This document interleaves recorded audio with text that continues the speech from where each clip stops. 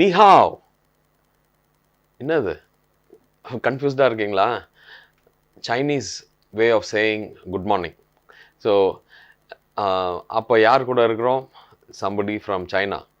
நாம் வந்து கூட இருக்கிறது mister Arjun Natarajan, who's got tremendous amount of experience. அவர் சைனாவில் வந்து நிறைய எக்ஸ்பீரியன்ஸ் இருக்குது doing business in China.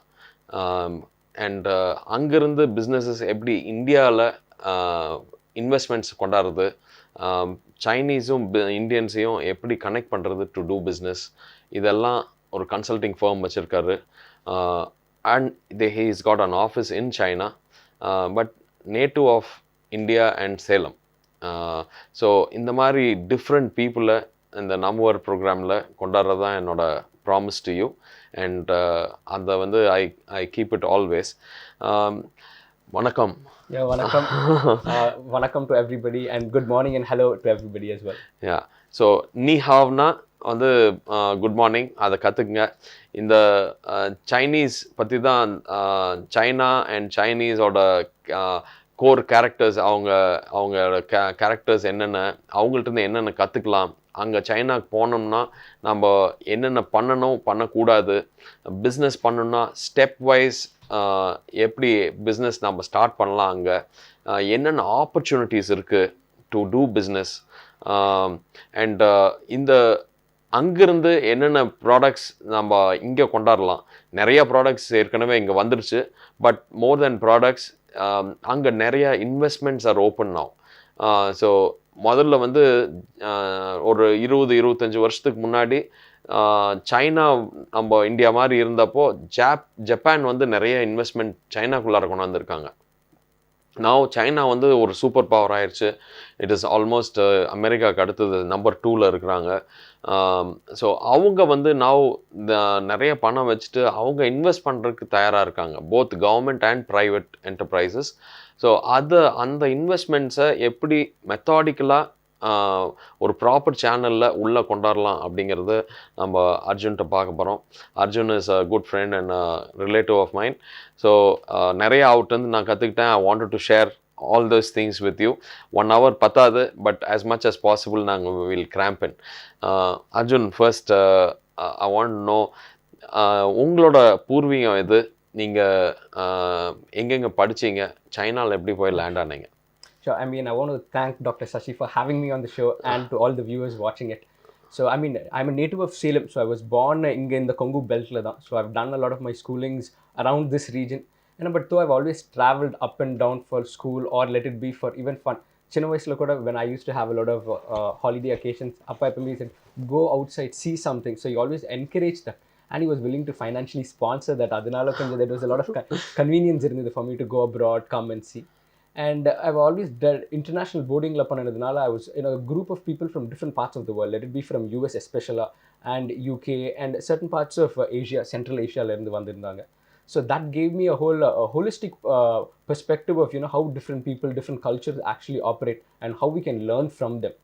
So probably it's because of that I always felt like I wanted to go outside India, travel and learn, and that led to business eventually. So I mean, schooling until my 12th, I was here. Tiruchengurla da in Vidya because I did. Then in 2016, I graduated from Kongu Engineering in my bachelor's in engineering as well.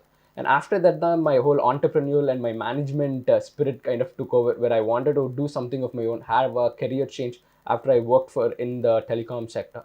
So that's when I moved to France to do my MBA, and I graduated in early 2018. So ever since then, I did end up working for a Chinese consultancy firm and a manufacturing firm. And after that, I moved to New York, the US, where I worked pretty much for almost a year in management consultancy and in investment.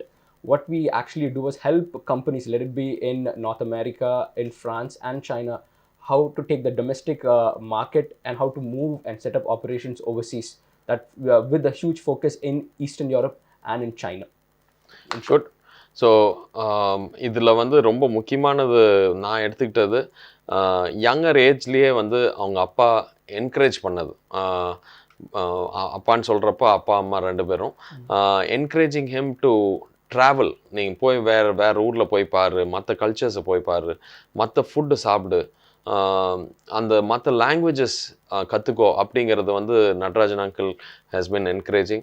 அப்பா பற்றி கொஞ்சம் சொல்லணும் நீங்கள். Sure, sure. I mean, yeah, I mean, Appa is also very native of this place, and he's very well known, and he's a very prominent businessman in at least in the state. SNP bus டிரான்ஸ்போர்ட்ஸ்ன்னு வச்சுருக்காங்க, popular bus transports. Thank you for that nice introduction. So, I mean, I do have two elder sisters as well. So, Appa is always, because I'm a family-oriented business, and me being the only son, and in this region, he always wanted me to be part of the family business. So, but Anna, one important thing I always admired about him is he kept an open mind. He said, I mean, in order for him to be, or for anybody to be a good employer, he has to know how to be a good employee. That's something I've taken from him. So, I felt like he always encouraged me to go. I mean, he'll normally say this, there's nothing wrong in learning more. See, money comes second, profits come second. Experience and learning comes as the key factor for in anybody's life. So, I mean, he always, I wouldn't say he was the best role model, but he always played a very important factors in deciding how I should turn out in life. And he gave me that freedom. So, I mean, he gave me that space to explore and understand things on my own. Then he would guide me and tell me, okay, what is better and what it would result into, the positives and the negative of every decision I took. So that's something I really admire, and I'm thankful for having a father that way as well. Very good.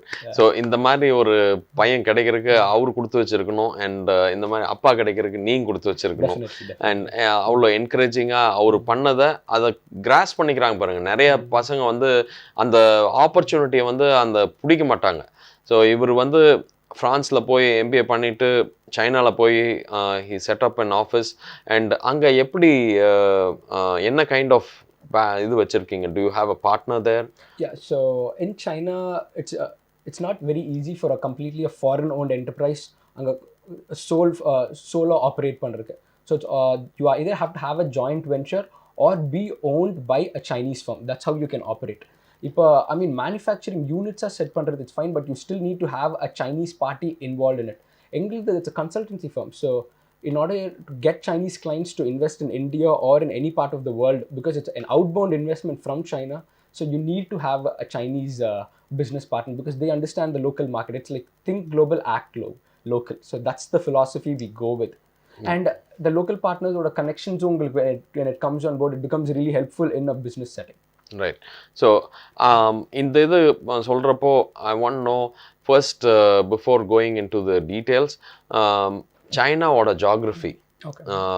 நாங்கள் China வந்து ஒரு பெரிய கண்ட்ரியாக பார்த்துருக்கோம். அது capital Beijing தெரியும், ஷாங்காய்னு ஒரு ஊர் தெரியும்.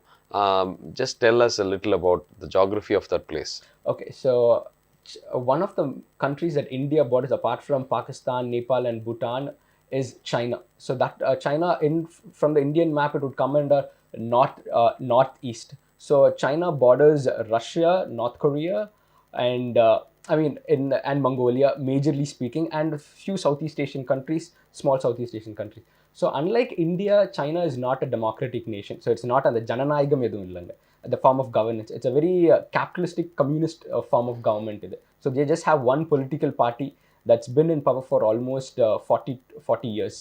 And whatever steps they wanted to take, they've been successful in implementing. Both ups and downs have been there.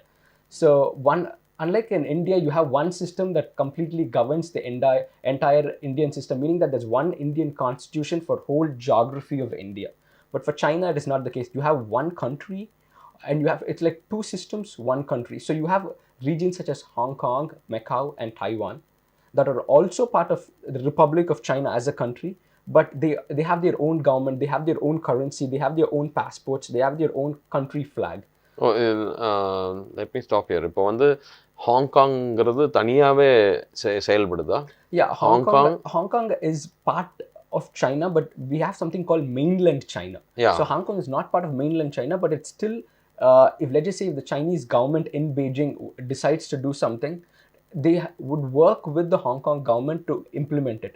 So to travel between Hong Kong and China, you don't need like a passport or a visa. You just need to show that you're a citizen of Hong Kong or a citizen of China, a local ID proof for you to move around. Yeah. So but ஆனால் அந்த ரெண்டு கவர்மெண்ட்டும் வெவ்வேறு. இப்போ நம்ம Tamil Nadu and Karnataka ரெண்டு different governments இருக்கிற மாதிரி அது வந்து ரெண்டு different government state governments, but central government ஒன்று தானே. பீஜிங்லேருந்து ஒரு டெசிஷன் எடுத்தாங்கன்னா அங்கே ஹாங்காங்கில் இம்ப்ளிமெண்ட் பண்ண முடியுமா? No, not necessarily. You know, you look at in China, most parts of the developed China we call is in the eastern coast. That's towards the East China Sea and the South China Sea. And the west part of China, Varumbod, let be Xinjiang, that's close to the other side of Mongolia, Uzbekistan, and Tibet. These are called as autonomous region of mainland China.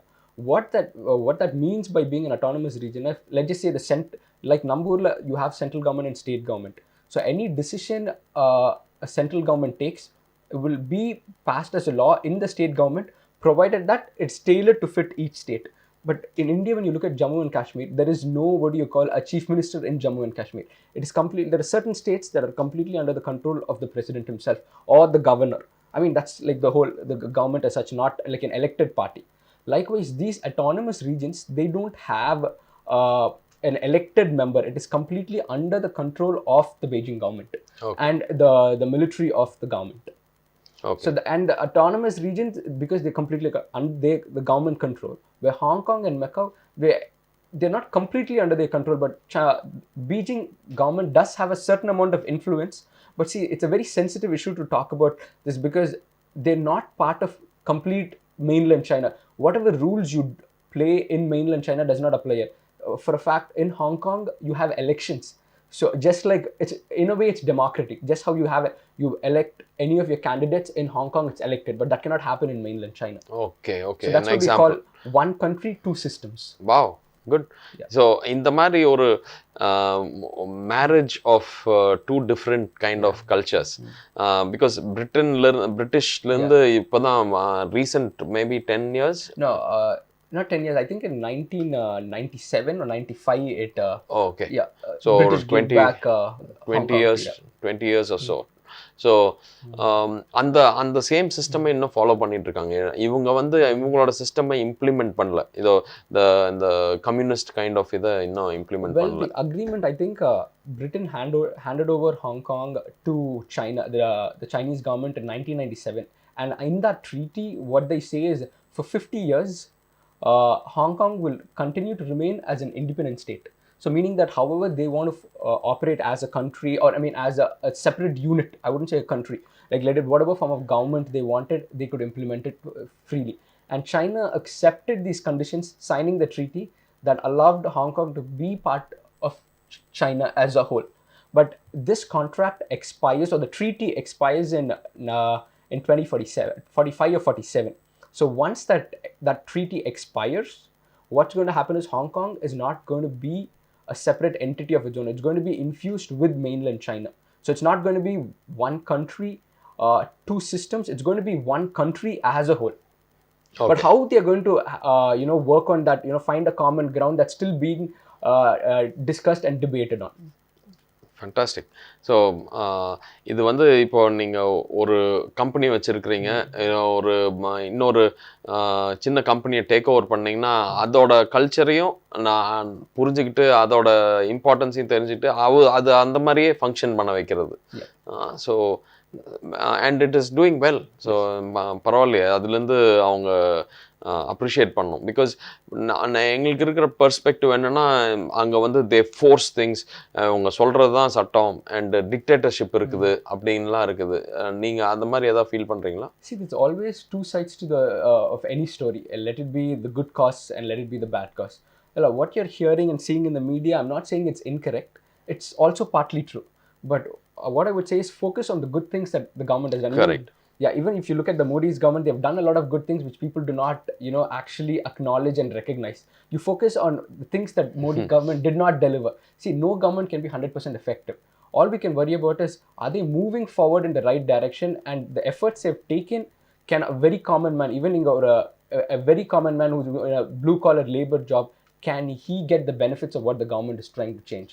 In the Chinese government, the people even at the lowest level in the society are able to experience that change the government is implementing. Here, it is not that prominent as compared to China. That's the only difference. என்ன காரணம் நினைக்கிறீங்க? இப்போ more for the Tamil viewers, இந்த இது வந்து ஏன் இங்கே trickle down ஆக மாட்டேங்குது ரூட் லெவலுக்கு? அங்கே வந்து எப்படி ஆகுது? I mean, two major reasons I would say is, I mean, it's not direct, it's not always corruption. Corruption is a smaller side to it. Another thing is democracy. The Jananayaga number solறது. Because China is a completely a capitalistic and a communist oriented country, and there's only one political party that's been in power.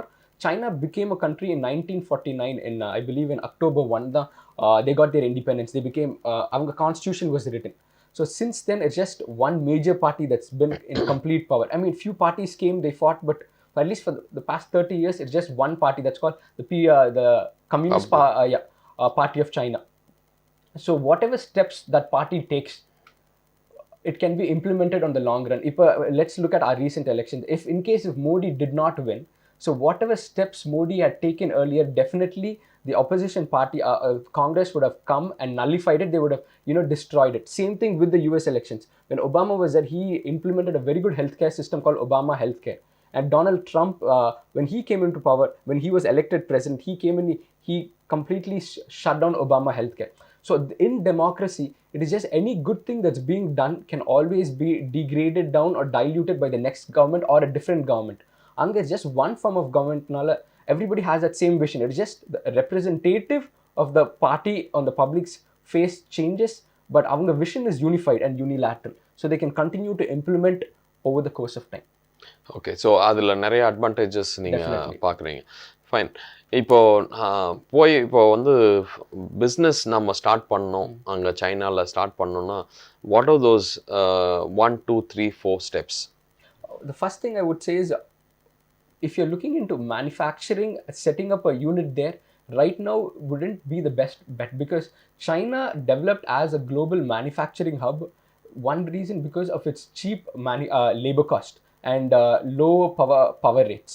If China doesn't have that kind of leniency, I mean, China became a superpower and it's become more of a developed country than a developing nation like India. Very so nice. On the case, and now given to the whole US-China trade war that's going on, where US is imposing a lot of sanctions on China, so a lot of these US companies, manufacturing companies, European companies, they're moving away from China to Thailand, Cambodia, Vietnam, and even certain parts of West Africa.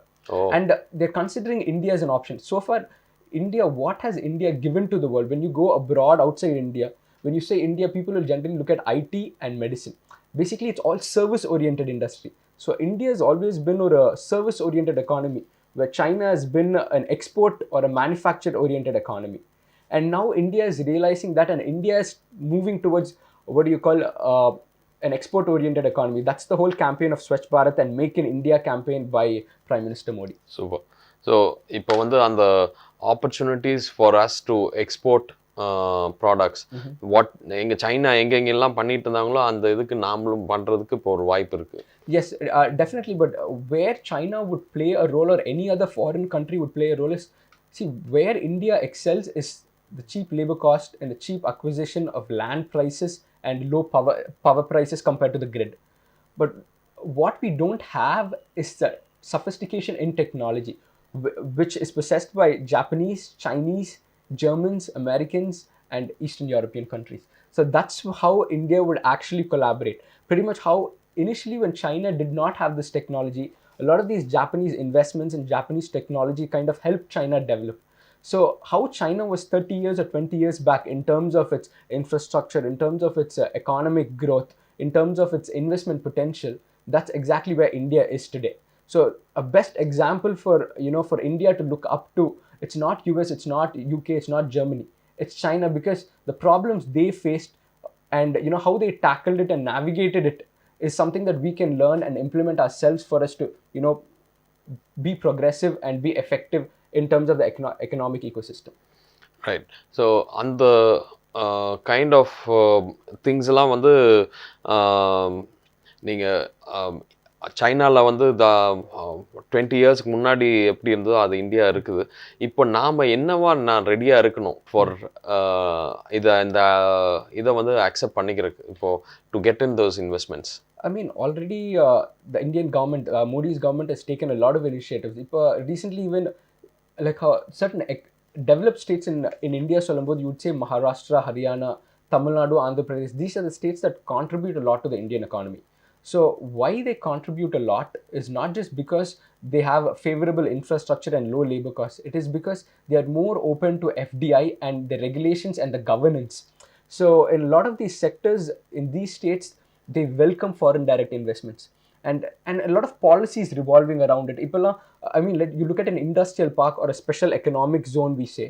So அதுக்கெல்லாம் ஒரு single window clearance have come implemented in late 2017 and late early 2018. They've implemented a single window clearance, and if any form of imports and exports we are doing, starting with the Tuticorin port here in Tamil Nadu, they've made everything e-filing for customs and imports and exports. See, that is a next step the government has already taken to make things fast. And these are certain indicators that show that India is paying attention to the factors that need to pull in foreign investments, and they are on the right track. And Okay. if PM Modi being elected, he's making a lot of reforms in the investment and the financial space for foreign investments to come in. Right, that is from the governments perspective. இப்போ நான் வந்து ஒரு business பண்ணிட்டு இருக்கிறேன், நான் ஒரு product செஞ்சுட்டு இருக்கிறேன்.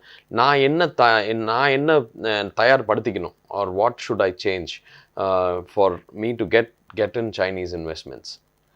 I mean, generally Chinese investments right now, they're majorly 40% of the investments over last 3 years. If you look at it, 40% of the investment comes into the automotive sector, and almost 7 to 15% move into the tech space. When I say the tech space, let it be the high tech, into all your computer applications, your online, your phone applications, fintech, your financial, your Paytm, that's a form of a fintech application, and the early salary app, that's also a fintech. So majorly in the two sectors la Chinese investments are coming in, and very limited amount in infrastructure and manufacturing. The reason being so is if you want to build a building, take a road contract, why is it not possible for a Chinese company to come in? Now, the government, because in India, even if you want to get a contract with the government, because all this high budgeted contract, there's always a lot of dealings under the table. And when that part comes into the picture, that contract going to a foreign company, it can go to a company in a different state, but for a foreign company to get that contract is not a very easy thing. So for a common man, I would say at this stage, if you're into the tech space, it's a very good ecosystem for you to attract Chinese investors. But if you're into the manufacturing zone, it's going to be a little difficult, because the manufacturing companies that want to set up operations here, which we focus on currently, is they bring in their own companies, and they just want to make use of the low labor and the low land acquisition cost, and they want to manufacture here, cater to the domestic market, and also export it out to the Chinese market. So அந்த இப்போ நான் வந்து ஒரு food product ஒன்று செய்கிறேன், R ஒரு health care product, ஒரு beauty product. So அதுக்கு ஏதாவது ஸ்கோப் இருக்கா? Definitely. I mean, in Chennai, so when I was there in Chennai 3 weeks back, so I went to this Ayurvedic store there. Anganena, it was all beautifully packed. See, Chinese love, it is just not about how good a product is. Chinese love the whole aesthetics of it. They want it to be, what do you call, on the luxury feel. Chinese more influenced by the American and the French culture of, polishing things, keeping everything, presenting things very beautiful in that manner. So all this Indian Ayurvedic stuff is very effective, and Chinese recognize that. But nobody has actually taken, let it be this Ayurvedic, let it be a body soap or body perfume or a very organic hair oil in order to promote hair growth and reduce hairline thinning. All this, or commercial, nobody has marketed this product. Even in India, Chennai, what I've seen is it's only they do it within India. So there's actually a lot of potential for in the industry, let it be, like you said, beauty products, Indian locally indigenous made products, to move into China, and not just China, generally across the globe. But nobody is actually doing it. Okay, so Ayurvedic products, beauty products, there is a lot of scope, and marketing is very intensive in the Chinese front. Right. So இப்போ நாம வந்து Chinese restaurantsலாம் நிறைய இங்க பார்க்குறோம். Chinese food is quite popular here, fried rice, noodles, இதெல்லாம். So similarly, do you see any potential for Indian food items there? Yeah, I mean, in China, people love Indian food to a certain extent, because what we take chutney, that they don't prefer chutney because they're used to eating more of non-veg. A certain amount of meat always has to be in most of their meals, and eating or idli chutney or dosa chutney is very easily digestible. and அவங்களுக்கு easily they're not used to that kind of easily digestible food apart from eating fruits and vegetables and the roughage fibers தவிர. So a lot of these Chinese, let it be from my business clients and my personal friends who have visited India, they've always had this diet problem. Easier digest ஆகிறதுனால it's the first time they're eating such foods. So they end up having, what do you call, they would have to use a restroom very frequently, and they're not comfortable with that. Okay. But Indian restaurants are there in China, but very limited. I mean, there are more number of Indian restaurants in Japan compared to China. And in the China, Indian restaurants are all or Thai based, because Thai cuisine is largely influenced by Indian. And a Thai restaurant there will offer, let it be Thai cuisine and a certain amount of Indian cuisine, like let it be your paneer butter masala, paneer tikka, your butter naan or plain naan. So it's a very limited idu. But number South Indian food பார்க்கும்போது there's one thing that's there.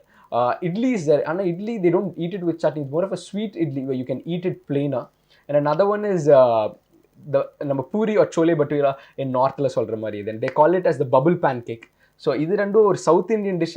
It's common for you to find it in China. So now அங்க ஜெனரலா they say food Chinese food சாப்பிடுறது கொஞ்சம் for first Indians போனாங்கன்னா கொஞ்சம் கஷ்டமா இருக்குன்னு. What is your impression? It's true. When I was in China, I did have few potential partners who came in and met with us in China from Mumbai and Delhi especially. So they did have difficulty, and it turned out they were actually vegetarians. So if you're a complete vegetarian, I would say you are not going to experience or enjoy the Chinese cuisine. Or non-veg, most of the delicacies are non-meat. It's a form of meat. And vegetarian, it's not, the options are not there, but very limited and less. Okay. So கொஞ்சம் difficult. I mean, for me, I don't know, because சின்ன வயசுல இருந்து dad has always said go meet different people, different cultures. I was easily open-minded and accommodative. Well, physically speaking and biologically, I was very accommodative. Okay. But I've seen people, their body does not, it takes a toll when they eat a lot of Chinese food. That is there.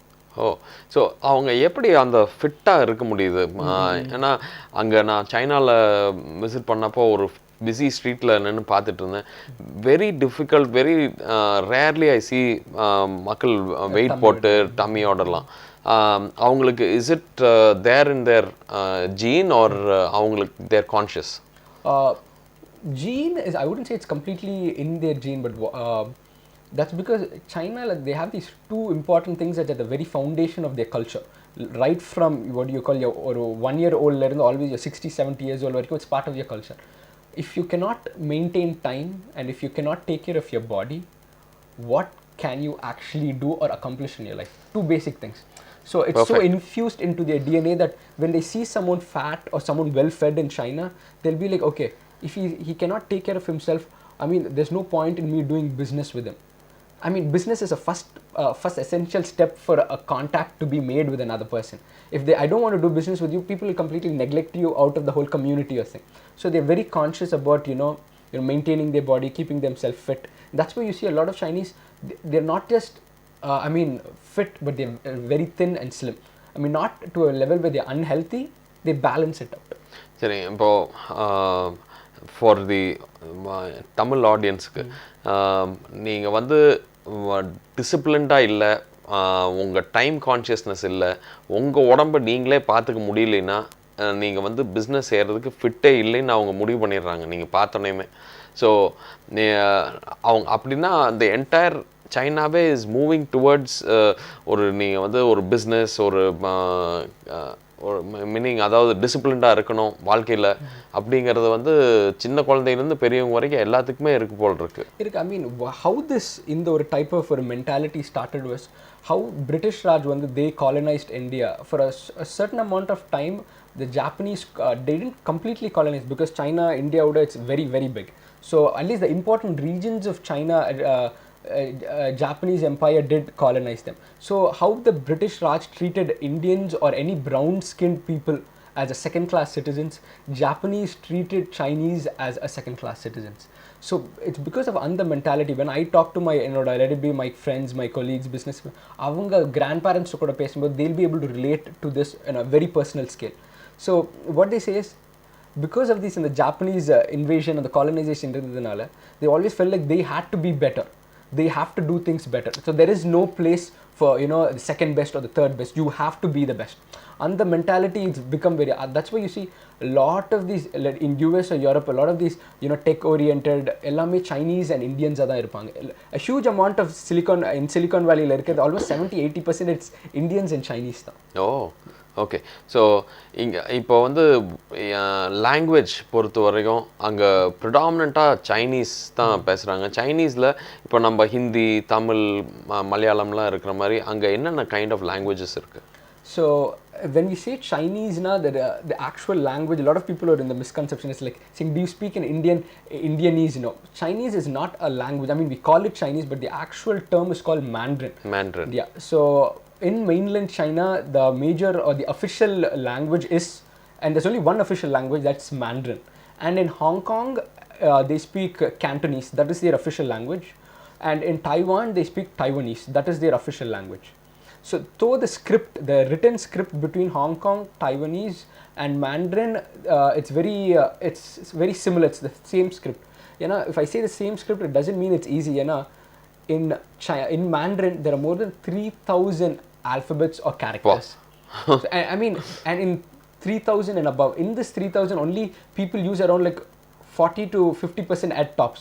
So it's very common even for a Chinese not to know. I mean, in the ancient Chinese padikumbodhu or old Chinese padikumbodhu, they will not be able to know what these characters are. So they have to refer materials to understand. But in today's common spoken tongue, and the complicated Chinese or Mandarin is not majorly used.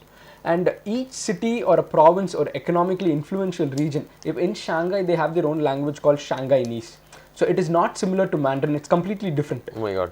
Yeah, and say, in another adoda pakkathula province or a state is called Hangzhou. They have their own language called Hangzhounese. Certain language they have it's a spoken dialect, and in certain language they do have a script. Shanghainese does have a certain amount of script. Cantonese does have a certain amount of script, but Hangzhounese does not. Why we say whole of China speaks, at least majorly speaks Mandarin is it's like the Hindi imposition. What the Indian government tried to do, and the anti-Hindi resistance vanda mari. They wanted to have one country speak an entire language, and each, like let it be Tamil, Kannada, Bengali, Marathi, be known as the third or a local language. Anga, the Chinese government was actually successful in achieving Mandarin to be spoken across the country, because Mandarin is a Beijing language. It is not the southern China, eastern China language. It's just a same thing. Hindi is not from Mumbai, Rajasthan. It is from UP. It is a Seoul. It was founded, and it is a national or the official language of the state Uttar Pradesh. So from there they promoted it, and they kind of made it a dominant language. But in India they were not successful. But in China, Mandarin, the government made it successful. So இப்போ வந்து Mandarin நம்ம கத்துக்கிட்டோம்னா அங்க pretty much எல்லாத்துக்குமே புரியும். Because until and unless you speak to someone who is 60 and 70 above, they might not be able to speak Mandarin, because in the whole Mandarin imposition across the unified China took place over 30 years. Okay. So இப்போ வந்து language பொறுத்த வரலையும் நம்ம இங்கே mandarin கற்றுக்கிறதுக்கு ஏதாவது opportunities இருக்கா? Because நான் ஏன் கேட்குறேன்னா, இந்த நெக்ஸ்ட் 20-30 இயர்ஸில் நிறைய interaction between India and China இருக்க போகுது. ஸோ அதை கற்றுக்கிட்டோம்னா நமக்கு வந்து நிறைய ஆப்பர்ச்சுனிட்டிஸ் இருக்குதுன்னு நினைக்கிறேன். ஸோ ஆன்லைன் கோச்சிங் இந்த மாதிரி இது ஏதாவது இருக்கா? ஐ மீன் ஆன்லைன் கோச்சிங் கூட if you look at Mumbai, Delhi, Kolkata. In Kolkata, you have a Chinatown. So the Chinese New Year is widely celebrated, and you have a certain amount of Chinese speakers as well. So in Delhi and Mumbai, let's just say a lot of Chinese business clients come. So it's easy for you there to hire a person who speaks Mandarin to act as your local guide or a tour guide or a business translator. So on the end, it's not a problem. But when it comes to South India, finding a Mandarin speaker gets difficult, because to China, India is pretty much just New Delhi and Mumbai. So they don't know until you're in the tech industry, you do not know Bangalore. So illana people have not heard of Bangalore. I mean, it's common because their exposure about what India is limited as well. India is not. India has not marketed or promoted itself as a country. Let it be in tourism industry or in any sector outside the globe. I mean outside outside Asia, pretty much you can say. I mean, how US markets, how France markets itself for tourism, how Japan does it. I mean, now frequently you're seeing Malaysian ad, Singaporean ad, the Middle East, Gulf. So many countries are promoting tourism. Come visit, come. Now, and India is not doing a very good job on that note, especially in China. see டூரிசமில் வந்து நிறைய advantages இருக்குது. அவங்களோட Chinese for example நிறைய இப்போ travel பண்ணுறாங்க. Malaysia, சிங்கப்பூரில் பார்த்தீங்கன்னா இந்தியன்ஸை விட அவங்க தான் எக்கச்சக்கமாக இருக்கிறாங்க. ஸோ அவ்வளோ பொட்டென்ஷியல் இருக்குது ஃபார் அட்ராக்டிங் சைனீஸ் டூரிஸ்ட்ஸ். ஏன்னா எல்லாத்துக்கும் பணம் இப்போ நிறையா வந்துருச்சு, அவங்க கையில் நிறைய பணம் இருக்குது, செலவு பண்ணுறதுக்கு ஆப்பர்ச்சுனிட்டிஸ் தேடிட்டு இருக்கிறாங்க. அவங்க ஒன்ஸ் இப்போது இந்த சிங்கப்பூர், மலேசியாலாம் எக்ஸ்ப்ளோர் பண்ணிட்டாங்கன்னா next is India, close by. But அவங்களுக்கு ஏதாவது மனசில் ஏதாவது பிளாக்ஸ் இருக்கா, தாட் பிளாக்ஸ் அபவுட் இந்தியா? ஏதாவது நம்ம ஹர்டில்ஸ் நம்ம ஓவர் கம் பண்ண வேண்டியது? It's true what you said. I mean, China has a lot of disposable income. அதனால தான் they spend a lot on tourism, on traveling everywhere. Pretty much a certain amount of people, it's still a very small number compared to other countries. They do visit India. And one thing என்னன்னா, இந்தியாவுக்கு visit பண்ணும்போது there's no proper channel they actually come through. So they just personally carry their bags, backpack and come. And so they do not know what are the things, the do's and don'ts for a tourister or for a foreign tourister to come to India. ஒரு blank அப்படியே வந்துடுறாங்க. Because இப்போ see, you can pack your bags, backpack எடுத்துட்டு you can just fly to Thailand or fly to what do you call Maldives, Mauritius, or vacation போயிட்டு வரலாம். It's not something you have to learn the do's and don'ts. But in India it's not the case. So அந்த awareness இன்னும் கொஞ்சம் இருக்கணும், how you should navigate India as when you are a tourist here. And on the promotion, I mean, now it's picked up because early 2019 I've noticed the Incredible India ad campaign is being put in the Chinese television. Wow, yeah, because in China there's 6 channels, the CCTV, it's completely state owned. So, and in their channel to promote your Incredible India, that means the political tensions are dropping down and India and China are becoming more friendly. So, I mean, the Indian government has taken the right steps to promote, and we are part of the BRICS nation as well. So if India and China could unite in all fronts, let it be business, let it be in military, let it be in education and medicine, if you can unite it, we would be the global superpower. Forget US, forget Japan, forget Germany. We would be the next big thing. திரும்ப ஒரு தடவை சொல்லுங்க இந்த வியூவர்ஸ்க்கு இந்த important thing, the last point which you said. I mean, see, India and China are very economically influential countries on a global scale. Right. So rather than we competing separately on a global scale, like, okay, who is a better country, or which country is doing a lot of things better, if we can work together. See, why I am saying this is, in Europe after the World War II, Germany, France, Italy, ellarum they were fighting with each other. Now they formed something called European Union. And they're one of the very strongest union or an organization in the world in the global economical forum. If China and India can achieve something in that front, economically, socially, and in terms of military, I mean, the outcome is very high. It's phenomenal. We would be the world superpower to be, and we wouldn't need anything. All resources are within India and China, and we would be the largest trading partner. And in fact, we would not be dependent on the US so much or the Gulf so much. இது வந்து hope both the Modi government and the Chinese government takes up this, because இங்கே தான் வந்து ஒரு probably 50% of the world population வந்து இங்கே தான் இருக்காங்க. 6 billion 5.5 billion populationல இங்கேயே 3 billion இருக்கிறோம். 1.3 and 1.4 billion. So in the almost 50% of the world population is in China and India. நாம வெளியூருக்கு போய் விற்கவே வேண்டியதில்லை, நம்ம ப்ராடக்ட்ஸை நாமளே வாங்கி விற்றுக்கிட்டோம்னா போதும். அவ்வளோ பெரிய லார்ஜ் சைஸ் இருக்கிறோம். Probably there are chances because Modi is open to அவங்க நாம டெவலப் ஆகிறதுக்கு he is open to ideas, but with the rider நாம வந்து we should be safeguarded as well, because China has got ஒரு opportunistic aggressive form of this thing. So அந்த இது மைண்டில் வச்சிருப்பாரு. ஸோ நீங்கள் இந்த இதில் வந்து நாம் பார்த்துட்டு இருக்கிறதுல நீங்கள் ஏற்கனவே டெலிகாம் ஸ்பேஸில் இருந்துருக்கிறீங்க. இப்போ நம்ம அந்த as I land in China, இப்போ நான் வந்து ஒரு பிஸ்னஸ் நான் பண்ணோம் அப்படின்னா என்னென்ன நான் ஃபாலோ பண்ணணும்?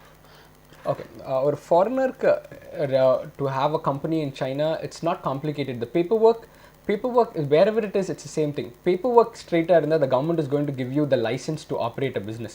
So when we registered it, and so we actually 2018 la we finished our MBA. So we still have that student status or early student status irkarnala. So the government promotes anybody who's a recent graduate or in a span of a 3 years period they graduated or master's or doctorate program, or if you're still a current student doing a master's or a PhD or any form of a doctorate program, the government gives you a lot of subsidies and incentives. Let it be a lot of tax cuts, tax benefits in so many areas to attract talents, to promote, creating job opportunities, creating value. So we actually qualified for that. So one of the reasons why we ended up, not just because the business is good in China and our focus is in China, but a lot of these benefits, either we could have registered a company in France or Singapore and operated it out also, which a lot of companies do. They're based out of Singapore or Hong Kong and they operate between both the countries. But Anna, we would not qualify for that benefit. So because you want to grow with the government.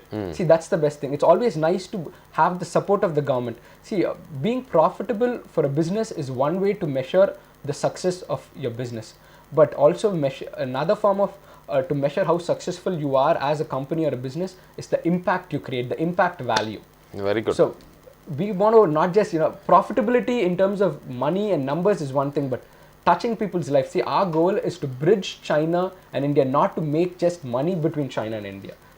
என்ன ஒரு சின்ன வயசுல எவ்வளோ பெரிய முக்கியமான point பிடிச்சிருக்காரு பாருங்க. இப்போ language is very very important அப்படிங்கிறது சொல்லியிருக்காரு. சிமிலர்லி வேற வேற என்ன கொஞ்சம் டிஃப்ரென்சஸ் இருக்குது compared to Indians versus Chinese in terms of அவங்க கல்ச்சர்? நம்ம சர்டன் நாம் வந்து யூரோப்பியன்ஸ் இங்கிலீஷ் வந்து அவங்க வந்தோடனே they give a hug and அந்த மாதிரி நம்மள்ட்ட இல்லை. நாம் வந்து வணக்கம் சொல்கிறோம். அந்த டச் கல்ச்சர் அந்த அளவுக்கு கிடையாது நம்மளுக்கு. ஸோ அந்த மாதிரி என்னென்ன கல்ச்சரல் டிஃப்ரென்சஸ் இருக்குது, என்ன நம்ம செய்யக்கூடாது ஏதாவது இருக்கா இந்தியன் சைட்லேருந்து? This applies to all cultures. In Chinese culture, they're not a very hugging oriented culture. If you take the French culture, when they wish you hello or bonjour, they always give you a kiss on cheeks on the both sides. Either when you meet someone in the Gulf or in Egypt, if you say salam alaikum, they hug you 3 times. If you're doing it in Israel, it is 2 times, depending on which part of the world you're from. In China, in China and in Japan, the thing is they bow down to you, depending. Yes, now it's become more on the Western influence, varadanaala handshake is done widely, so that's all right. But you don't go hug a Chinese person until and unless you have known them for avlo or personal bond irundada, or on a casual meet, like how Modi goes and hugs President Putin or Donald Trump, andamari it doesn't happen. That if you have noticed, Prime Minister Modi, whenever he meets President Xi, he never hugs President Xi, but he has hugged President Trump, he has hugged President Putin in Russia. It's a cultural thing, you have to respect it. And same thing, they eat with chopsticks, and avanga culture is drinking culture. It's not a drinking culture, meaning that if you say you when you're eating with your family or a extended family a certain amount of wine kudikkirathu, it's part of their culture. Same thing in France, even from your 4-year-olds, 7-year-old irundhu wine has always been part of your life, or whatever some alcohol is. But India we look down on that. You drink or you smoke it. See, I'm not talking about the goods and the bads of it. It is just how the culture is. Yeah. So that these things takes time for us to adapt and adjust. See, the whole idea about being a global citizen, I'll always identify myself as a global citizen, not okay, I'm an Indian, so okay, India is something, because we are all citizens of the world. You have to learn to respect and acknowledge each other's differences and embrace it. Correct, well set. So அவங்க இதில் but ஆனால் இந்த நம்ம ஆளுங்க குடிக்கிற விதம் in general, இப்போ வந்து டாஸ்மேக்ல போனோம்னா ஃபுல்லாக அடிச்சுட்டு till the brim they get sloshed. Is it like that over there? I'm talking in general. So in general, or social drinking. In social drinking, it's not to a level where you completely lose your consciousness, you fall on the street. I'm not saying it has not happened, but to a scale where we see it, at least in Tamil Nadu, that or teruvula walk panna, you'll definitely at least one person or teruvuk at least நம்ம உளுந்து கிடக்கிறது பார்க்க முடியும். அங்கே it is not that common, because the government will take, their rules are very strict. In fact இப்போ ரீசெண்டாக கூட they've just to emphasize on how strict their rules are, நம்ம காரில் when you're driving a car dim bright பண்ணி போவோம். So அன்வான்டாக car க்ளோஸ்அப்பில் வரும்போது நம்ம bright போடும்போது it actually bothers the person coming in the opposite side. In China they recently passed a law, அன்வான்டாக நம்ம bright light க்ளோஸாக car வரும்போது யூஸ் பண்ணக்கூடாது. And நம்ம அடிஷ்னல் 2-3 ஹெட்லாம்ப்ஸ் சில கார்ஸ் பைக்ஸ் போட்டுப்பாங்க, இந்த வெள்ளை லைட் போட்டு it really annoys the driver on the opposite direction. So இது இப்படி போடக்கூடாது. In case if a driver is caught doing this, fine மட்டும் இல்லாத they are made for 15 to 30 minutes sit in front of their own vehicle with that bright light to show them how how disturbing and annoying it is for a passenger coming on the other side. So I mean, in the laws very strict. So if they see a drunken person lying down the street, to some extent they tolerate it, but ஊர்பட்டது போகும்போது they are punished. ஏன்னா இப்போ நம்ம I'll tell you why it is very important. In India you have something called a credit history or credit line. உங்கள் credit score வச்சு தான் ஒரு பேங்க்கில் loan கொடுக்குறாங்க, ஒரு credibility உங்களுக்குன்னு ஒன்று இருக்குது. சைனாவில் it is just not about a financial credit score. There's something called social credit score. Wow. Yeah, so China is a very secure country. How they have something called a social credit score? I think in the entire world this is the only country that has that. Almost every 100 meters you cannot find a space, at least in the developed portion of China, you cannot find a place without a surveillance camera. So I mean, இது நம்ம பார்க்க வேண்டாம். We shouldn't look at it as like, oh, my privacy is not there. How Chinese look at it is, see, I still go about doing what I'm doing. I'm going out with my girlfriend, I'm going out with my kids. What they see is if my kid sometime a child கடத்திட்டாங்க, kidnap பண்ணிட்டாங்க, something happens, everything is monitored, everything can be tracked. Even if an accident happens, if the other person says நான் பண்ணல, இவர் தான் இடிச்சாப்ல, எல்லாத்துக்குமே ஒரு proof இருக்கு. So the common people feel that the government is actually doing a good job. See, I'm not saying everybody is benefited from it. Most people are. And definitely any good cause, any good plan or an idea will, have to affect certain people. Now, we have to just look at the greater good. The number of people benefiting is much higher. Correct. That is there. So அதுதான் வந்து இப்போது Salem city police or Tamil Nadu police is trying to do. இப்போ அந்த CCTV cameras எல்லா இடத்துலையும் போடணுங்கிற அவங்க emphasize பண்ணிக்கிட்டே இருக்கிறதுக்கு காரணம், நம்மளோட வீட்டுக்கு பக்கத்தில், நம்மளோட பிஸ்னஸ் ஏரியா பக்கத்தில், ஃப்ரண்ட் ஆஃப் தி ஹவுஸ்லேயும் வந்து போடுங்க அப்படிங்கிற இன்சிஸ்ட் பண்ணிகிட்டு இருக்கிறது காரணம் இதை வந்து சேஃபாக இருக்கணும் அப்படிங்கிறது தான். ஸோ சைனாட்டிருந்து நம்ம கற்றுக்கிறது இது ரொம்ப முக்கியமானது. அண்ட் சோஷியல் கிரெடிட் ஸ்கோர் அப்படிங்கிறது பயங்கரமான புது கான்செப்டாக இருக்குது, எனக்கு நான் கேள்விப்படாதது. அண்ட் அதில் வந்து நம்ம ரேங்கிங் கம்மியாச்சுன்னா நம்மளுக்கு என்ன பண்ணுவாங்க? ஸோ இஃப் யூர் ரேங்கிங் கம்மியாகுதுன்னா, for you to get any government benefits, for you to register a company or a bank, forget just taking a loan from a bank. இப்போ நீங்கள் ஒரு கம்பெனி உருவாக்குறீங்க, இல்லை நீங்கள் கண்ட்ரி விட்டு வெளியே போகணும், இல்லை if you want to invest in a foreign country or business side, I'm talking about it, it will not be allowed. It will be highly restricted. My God. That is there. And even if you want to buy a real estate in China, the lowest level or real estate வாங்கணும்னா கூட government will restrict you, because they know that why should the government support you? When I spoke with my Chinese buddies, what they told me was, why should the government support you when you are not respecting the government and things the government is doing for the society? So that is the social credit score, isn't it? So if you don't repay it, let's just say you assault a woman, you assault another human being, isn't it? Then what that means is, then you need to actually go into prison or you have to pay a fine. There's something wrong with you. So you're someone going against, you're anti-social, anti-nationalistic. Okay. So this social credit score gives you the credibility of anything as a human being you want, you can do. Good. So இந்த kind of system India கொண்டாந்தாங்கன்னா, மோடிஜிக்கு தெரியலன்னு நினைக்கிறேன், கண்டிப்பாக கொண்டாந்துருவார் அவர், டிமானிட்டைசேஷன்லாம் கொண்டாந்த மாதிரி. இப்போது இந்த இதில் வந்து I want no, ஜென்ரலாக பீப்புளோட மைண்ட் செட் எப்படி இருக்குது? அதே ரொம்ப ஸ்ட்ரெஸ்டாக இருக்காங்களா, இல்லை அவங்க வந்து இப்போ யூஎஸ் எடுத்துக்கிட்டோம்னா அதில் அங்கே வந்து காற்று சுத்தமாக இருக்குது, தண்ணி சுத்தமாக இருக்குது, அங்கே ஒரு ஹியூமன் லைஃபுக்கு வந்து வேல்யூ அதிகமாக இருக்குது. ஏதோ ஒரு ஆக்சிடென்ட் ஆச்சுன்னா டக்குன்னு உடனே systems are there in place to ensure things are taken care of. Emergency இது வந்து push to the limits. So அங்கே சைனாவில் எப்படி இருக்காது? How are they seeing the government and the living conditions?